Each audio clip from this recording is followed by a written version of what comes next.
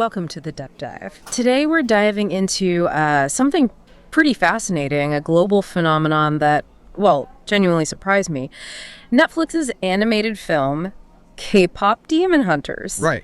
It's done something truly remarkable. I mean, not just topping streaming charts, but also global music charts since it came out in June 2025. Yeah, the double whammy. Exactly. So our mission today is really to unpack the ingredients behind this, this unlikely success story, to figure out how it blends music, fantasy, and this deep cultural authenticity so well.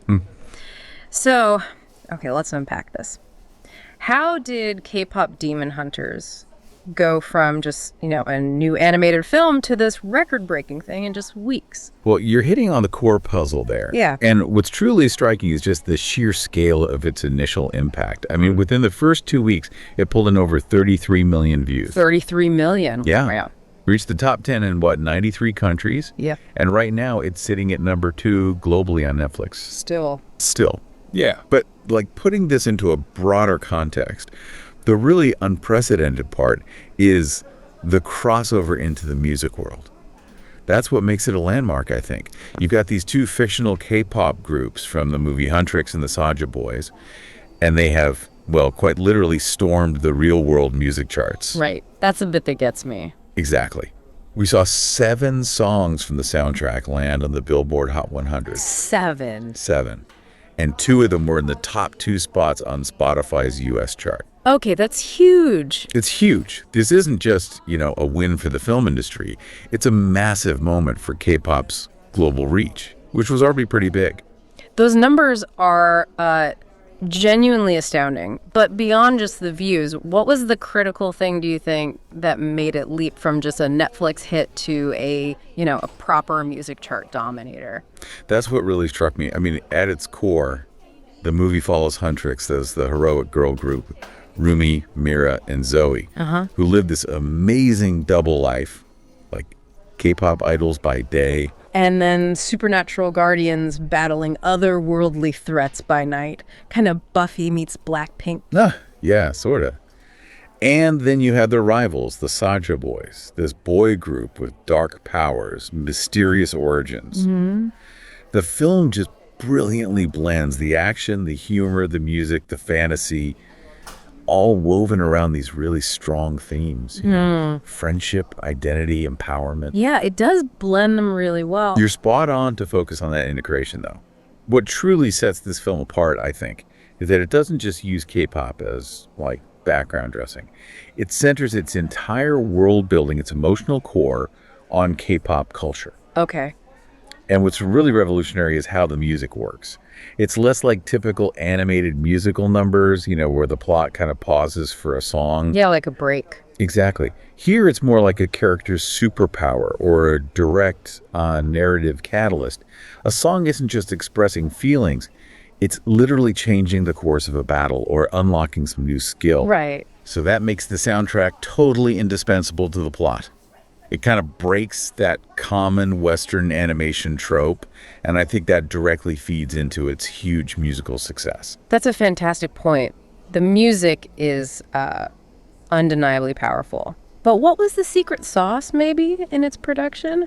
How did it actually rival real-world idol group releases, not just a catchy movie album? Well, it comes down to who they got involved. The music isn't just catchy. It's been meticulously crafted by, top-tier K-pop producers. Yeah. We're talking Teddy Park, Blackpink's producer. Teddy Park. Wow. Yeah. And Lindgren, who's done stuff for BTS, for Twice. Yeah. These are major players. Okay, so they went for the real deal. Absolutely. Co-director Maggie Kang was really clear about this. She said the music had to be real. It had to live and breathe in the actual K-pop industry. That was her vision. And you can really feel that commitment, can't you? Oh, absolutely. It shows. Every single song, like I said, plays a role in the drama unfolding. Tracks are used to crank up tension in the supernatural fights, amplify the emotional stakes, and offer some pretty deep character introspection.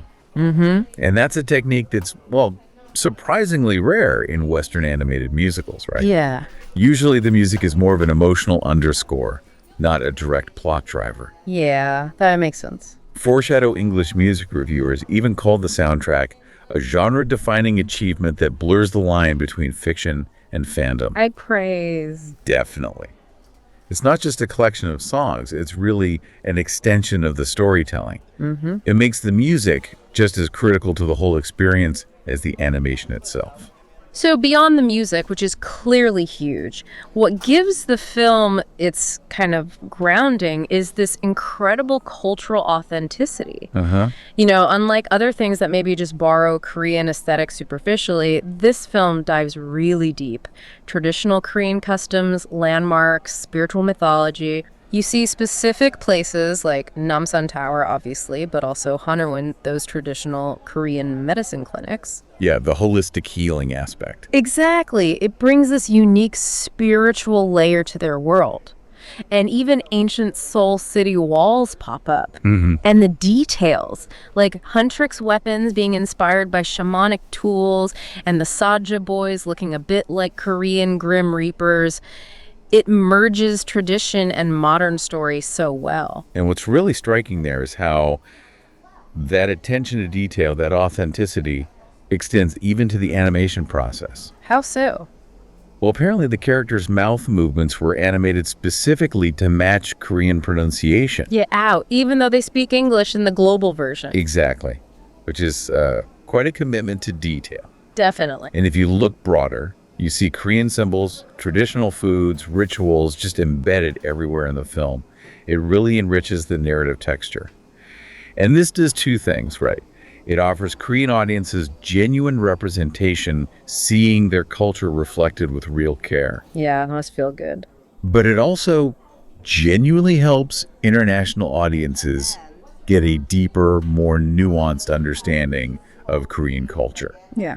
Beyond just the surface level stuff you might see elsewhere, it's proper immersion. And speaking of immersion, the way the movie pulls you into the real world mechanics of K-pop fandom, that felt really spot on too. Oh, yeah. Yeah, it's packed with these details that actual fans would instantly recognize, you know? Fan signing events, the synchronized light stick choreography you see at concerts. The fan chants, maybe. Probably.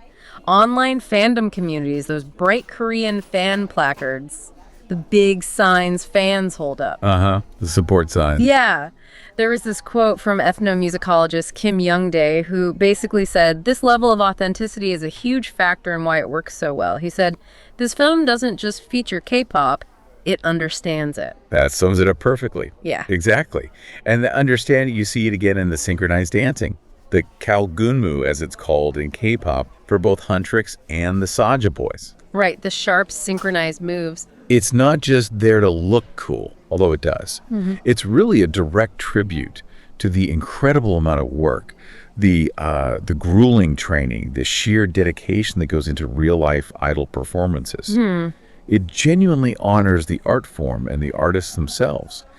And that resonates really deeply with fans who know just how much discipline is involved. So, okay, when we pull back all these layers, Yeah. the chart success, the integrated music, the deep cultural roots, this understanding of fandom, what's the lasting message here? What does K-pop Demon Hunters ultimately deliver? Because beneath all the energy and the catchy songs, it feels like there's a really human story. They're absolutely. Each main character, they're struggling, right? With self-acceptance, the crazy pressure of fame, the fear of losing who they are. Yeah. But through their battles, both the literal demon ones and the emotional ones, they kind of rediscover themselves. Exactly. It feels like this coming-of-age story that resonates way beyond just K-pop fans or any specific culture. It really is powerful because audiences, I think, see themselves reflected in those characters' fears, their hopes, their transformations. There was a great quote from Amanda Golka. You don't need to love K-pop to love this movie. Right. It's about figuring out who you are, even when the world expects you to be something else. That's good. And that universal message, but delivered through such a vibrant and specific cultural lens, that's key, I think, to its really broad and probably enduring appeal. And the buzz is definitely still growing, isn't it? You see the fan art everywhere, theories popping up on Reddit and TikTok. Oh yeah, the fandom's active. And K-pop influencers are even covering the fictional songs like their real debuts. Which is kind of the ultimate compliment, right? Blurring that line. Totally. No, Netflix hasn't confirmed a sequel officially, but sources are suggesting that early talks are happening, driven by just undeniable demand, really. And, this film might very well mark a turning point, a shift in how global animation treats culture and fandom and identity, not just as like shallow set dressing, but as rich integral landscapes to actually explore. Yeah, could be.